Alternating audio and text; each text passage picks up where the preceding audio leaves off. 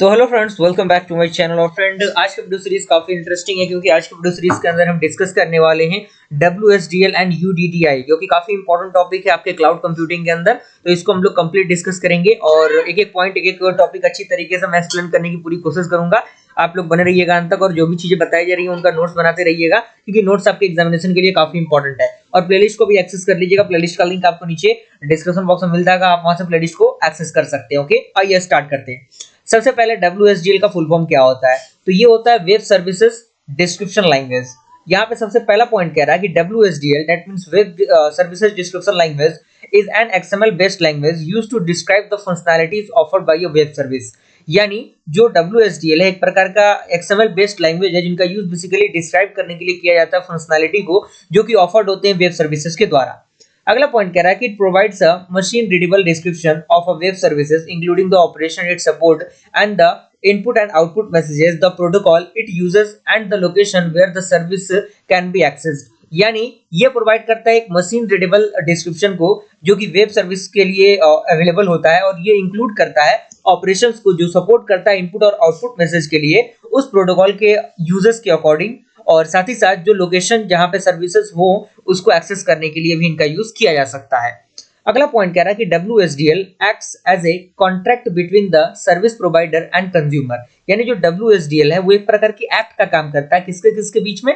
जो आपके service provider होते हैं और जो कंज्यूमर होते हैं उनके बीच में, and providing all the necessary information to interact with the service. यानी वो सारे इंफॉर्मेशन को प्रोवाइड करता है जो भी नेसेसरी इंफॉर्मेशन होता है, जिससे कि जो उनका सर्विस है वो अच्छी तरीके से कम्युनिकेट हो सके और वो एक दूसरे से सही तरीके से इंटरेक्ट हो सके। अब यहाँ पे आता है की कंपोनेंट्स ऑफ WSDL, यानी WSDL का की कंपोनेंट्स क्या होते हैं। तो सबसे पहला आपका आता है डेफिनेशन।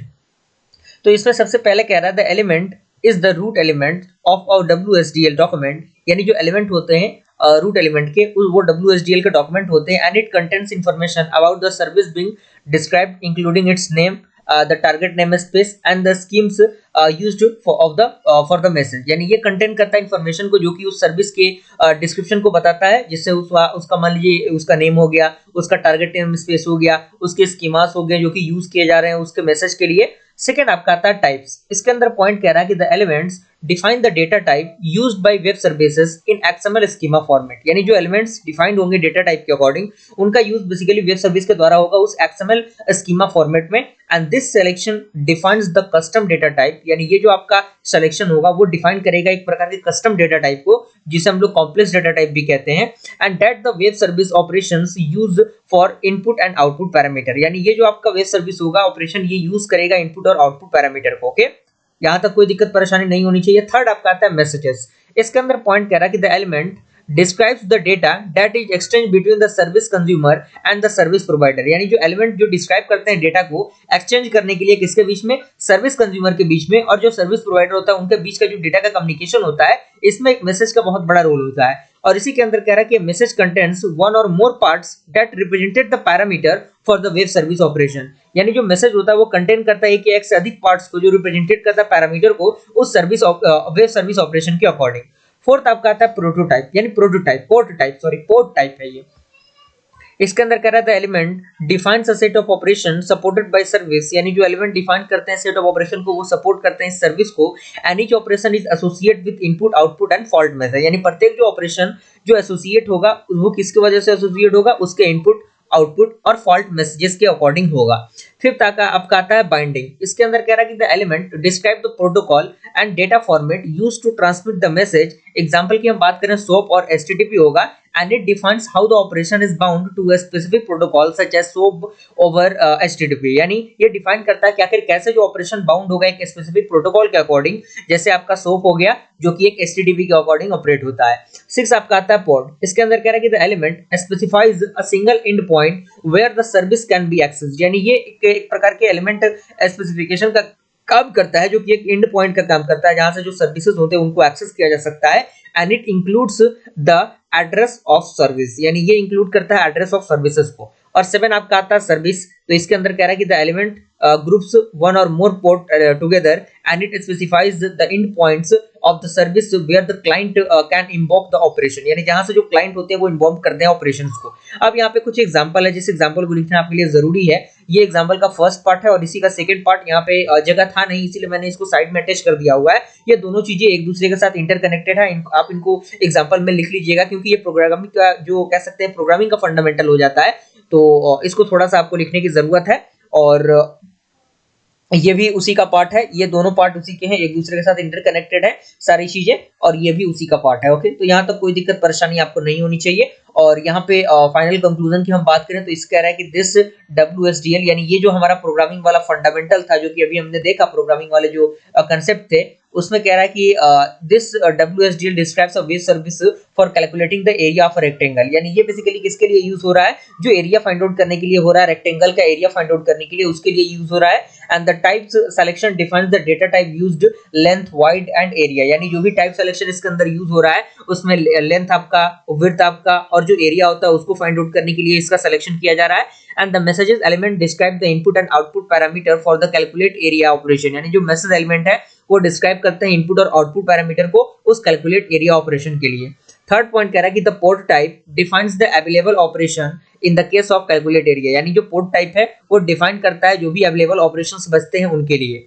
एंड फोर्थ पॉइंट कह रहा है कि the binding defines the communication protocol that means soap in this case, यानी ये जो बाइंडिंग जो है वो डिफाइन करता है कम्युनिकेशन प्रोटोकॉल को, और ये जो हमारा प्रोग्रामिंग अभी था हमारा ऊपर के स्लाइड में वो सोप पे आधारित था and message formatted. Okay, and last point कह रहा है कि the service specify the end point URL where the web service can be accessed, यानी जो सर्विस स्पेसिफाई करता है एंड पॉइंट को URL पे, जहां पे जो वेब सर्विस है उनको हम क्या कर सकते हैं, एक्सेस कर सकते हैं। तो ये था आपका WSDL। अब इसी में हमारा आता है UDDI, that means universal description, discovery and integration. तो यहाँ पे सबसे पहला पॉइंट कह रहा है UDDI, that means universal description, discovery, integration is a directory service specification that allow businesses to publish and discover web service over the internet, यानी जो UDDI होता है एक प्रकार का डिस्कवरी सर्विस स्पेसिफिकेशन होता है जो अलाउ करता है बिजनेसेस को पब्लिश करने के लिए और डिस्कवर करने के लिए वेब सर्विस को इंटरनेट के अकॉर्डिंग।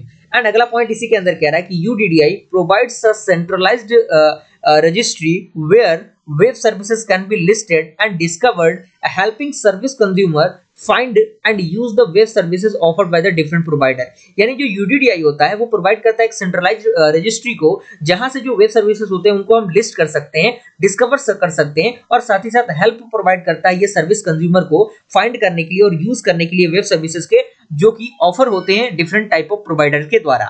ओके, थर्ड पॉइंट इसके अंदर कह रहा है कि UDDI provides the ability for service consumer to search for available services, read their description and determine how to interact with them, यानी जो UDDI होता है वो प्रोवाइड करता है एबिलिटी को सर्विस कंज्यूमर के लिए, किसके लिए, सर्च करने के लिए जो भी अवेलेबल सर्विसेज होती हैं, रीड करने के लिए उसके डिस्क्रिप्शन को, डिटरमाइन करने के लिए आखिर वो किस तरीके से इंटरेक्ट करता है एक दूसरे से। और अगला पॉइंट कह रहा है कि UDDI अलाउज बिजनेसेस टू, सबसे पहला यानी जो UDDI होता है वो अलाउ करता है बिजनेसेस को किसके लिए, सबसे पहला है publish their web services to make them discoverable, यानी जो भी आपके वेब सर्विसेज हैं उनको पब्लिश करने के लिए जो उन चीजों को काफी डिस्कवरेबल बनाता है। और सेकंड आता है discover other web services for integration और कंजम्पशन। और थर्ड आता है query the directory for services based on the various criteria like name, category और लोकेशन। Is that clear? अब यहाँ पे की कंपोनेंट आता है UDDI के अंदर, जिसमें सबसे पहला आपका आता है बिजनेसेस एंटिटी। तो इसके अंदर कह रहा है कि business entity represent a company और organisation that provide web services, यानी जो बिजनेस एंटिटी है वो क्या करता है, वो उसके बाद इसके अंदर सेकंड आपका है बिजनेस सर्विस। इसके अंदर कह रहा है कि business service represented the actual web service offered by A business entity, यानी जो बिजनेस सर्विस होता है वो रिप्रेजेंटेट करता है एक्चुअल वेब सर्विस को जो कि ऑफर्ड होते हैं एक बिजनेस एंटिटी के द्वारा। अगला पॉइंट कह रहा है कि it provides detail about the service such as its name, description and the technical end point. Okay, उसके बाद थर्ड आपका क्या है, बाइंडिंग टेम्पलेट। इसके अंदर कह रहा है कि binding template contains the technical details required to invest the web services, यानी जो बाइंडिंग टेम्पलेट होता है वो कंटेंट करता है टेक्निकल डिटेल्स को जो कि रिक्वायर्ड होते हैं इन्वोक करने के लिए जो भी वेब सर्विसेज होते हैं उनको। And it include the information about the protocol like soap या फिर RISAT and the binding method like WSDL and the service and point and fourth आपका आता है टी मॉडल के अंदर भी एक पॉइंट दिया गया है, और फिफ्थ आपका आता है यूडीडीआई रजिस्ट्री। ये सारे पॉइंट अच्छी तरीके से दिए गए हैं। अब यहाँ पे हम एग्जांपल की बात करें तो एग्जांपल आपका दिया हुआ है, example of a UDDI registry query. तो इसके अंदर कह रहा है कि typical query in UDDI could be to search for service related to whether offered by a specific business, and the result must provide the service name, description and the end point where the services can be accessed, and how WSDL and UDDI work together। यानी किस तरीके से WSDL और UDDI एक दूसरे के साथ work करते हैं, वो आपका सबसे पहला है कि WSDL फॉर सर्विस डिस्क्रिप्शन। इसके अंदर कह रहा है कि WSDL is used to describe the technical detail of a web service. यानी जो WSDL है उसका यूज बेसिकली डिस्क्राइब करने के लिए जो भी टेक्निकल डिटेल्स होता है वेब सर्विसेज के लिए उसके लिए किया जाता है।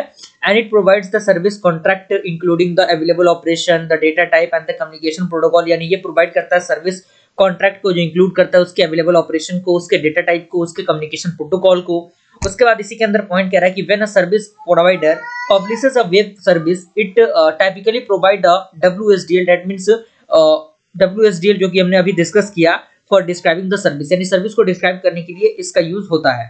सेकंड आपका आता है यूडीडीआई फॉर सर्विस डिस्कवरी। इसके अंदर कह रहा है कि UDDI is used to discover the web services, यानी वेब सर्विसेज को डिस्कवर करने के लिए यूडीडीआई का यूज किया जाता है। और साथ ही साथ अगला पॉइंट कह रहा है कि when a service provider registers their service in a UDDI registry, यानी जब आपका सर्विस प्रोवाइडर रजिस्टर करता है अपने सर्विसेज को किसके अंदर, यूडीडीआई रजिस्ट्री के अंदर, तो they include a reference to the WSDL document. तो ये क्या होंगे, ये इंक्लूड करेंगे एक रेफरेंस के लिए WSDL डॉक्यूमेंट के according. And service consumers can search the UDDI registry for services that meet their requirement and then access the WSDL to learn how to interact with the services. Okay, उसके बाद benefit की हम बात करें, benefit क्या होता है WSDL UDDI का, तो सबसे पहला बेनिफिट ये है WSDL का कि provide the standardised and machine readable way for of describing web services. यानी वेब सर्विसेज को डिस्क्राइब करने के लिए मशीन रीडेबल कंसेप्ट प्रोवाइड करता है, एक स्टैंडर्ड तरीका प्रोवाइड करता है। सेकंड आपका है कि allow services consumer to automatically generate the necessary code to interact with the service, यानी ये अलाउ करता है सर्विस कंज्यूमर को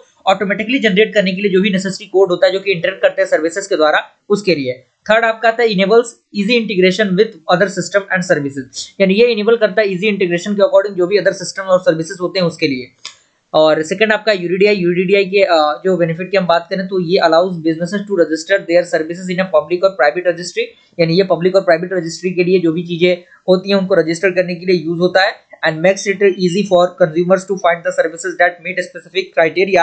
एंड थर्ड आता है कि आपका provides the central location for describing and connecting with the various services. अगर हम फाइनल कंक्लूजन की बात करें कि WSDL बेसिकली होता क्या है, तो इसके अंदर कह रहा है कि WSDL is essential for describing web services in a standardised format allowing both the service providers and the consumer to understand how to interact with the services. यानी जो WSDL होता है वो एक प्रकार का एसेंशियल फीचर्स होता है जो डिस्क्राइब करता है वेब सर्विसेज को एक स्टैंडर्डाइज्ड फॉर्मेट के अकॉर्डिंग, और जो अलाउ करता है दोनों के लिए, जो कि आपका सर्विस प्रोवाइडर और जो कंज्यूमर होता है दोनों के लिए कि आखिर कैसे जो इंटरेक्ट हो सकता है सर्विस के द्वारा वो किया जाए। सेकंड आपका UDDI आता है, ये क्या करता है, UDDI provides the directory services where businesses can publish their web services and where the consumer can search and discover services to integrate into their application, and both technology work together in a web and services architecture and enable interoperability and integration between the different system and platforms. तो इसी के साथ हमारा जो ये video series है वो complete होता है, और कंप्लीट डिटेल मैंने इस वीडियो के अंदर दिया है। वीडियो को लाइक जरूर कीजिएगा, मिलते हैं अगली वीडियो में, तब तक के लिए थैंक यू।